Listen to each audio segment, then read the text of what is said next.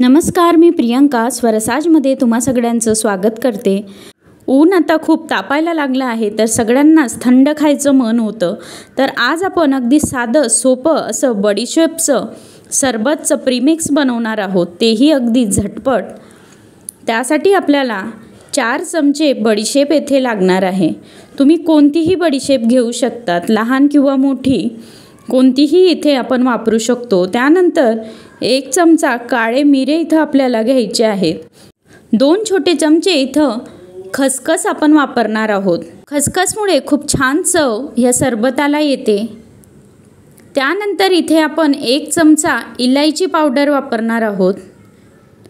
तुम्ही अख्खी इलायची देखील इथे वापरू शकतात, मी पावडर इथे वापरलेला आहे।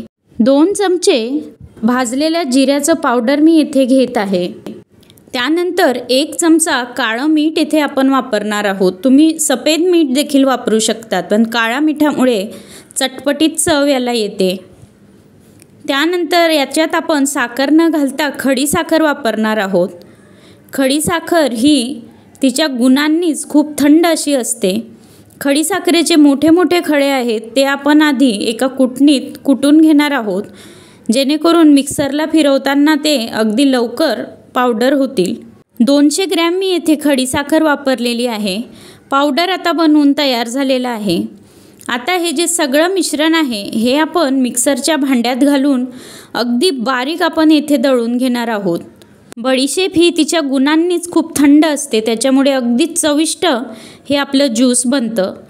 हे पहा, मिक्सरला फिरून घेतल्यानंतर अगदी बारीक पावडर बनलेली आहे। हवे असल्यास तुम्ही येथे हे गाळून देखील घेऊ शकतात। ही पावडर तुम्ही 3 ते 4 महिने हवाबंद डब्यात ठेवू शकतात। ही पावडर वापरून आज आपण 2 प्रकारचे सरबत बनवणार आहोत। प्रीमिक्स जर रेडी असलं तर कधीही आपल्याकडे गेस्ट आले तर आपण हे झटपट बनवून तयार करू शकतो। येथे मी 2 ग्लास घेतले आहे। प्रत्येक ग्लासमध्ये आपण बनवलेलं प्रीमिक्स 2 चमचे मी घालणार आहे। याच्यात ऑलरेडी खडी साखर असल्यामुळे वरून साखर घालायची आपल्याला गरज नाही। यात आता थंड पाणी आपण ओतून घेणार आहोत। अगदी छान चविष्ट हे आपलं सरबत बनवून तयार होतं।